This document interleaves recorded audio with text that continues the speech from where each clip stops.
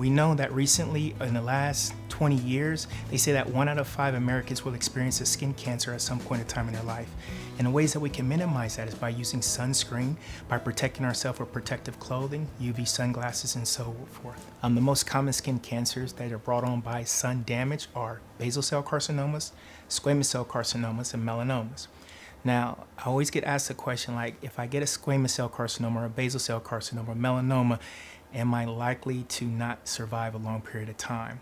If you're able to catch those skin cancers very early, rapid detection leads to a far better prognosis. If you delay the diagnosis of a skin cancer, it has the potential to become malignant, and they can lead to death, especially with melanomas, even squamous cell carcinomas.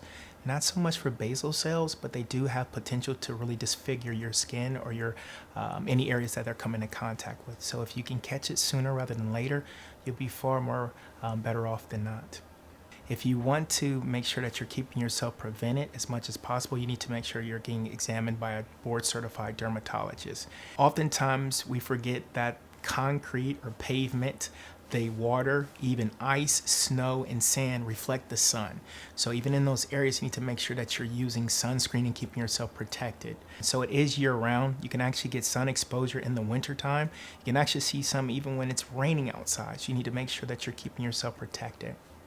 Skin cancers can affect all ethnicities, and so it's important that you're using sunscreen regardless of your color of your skin. I see people in my clinic with skin cancers who are skin of color and also Caucasians as well. So I want to make sure we're keeping everyone protected.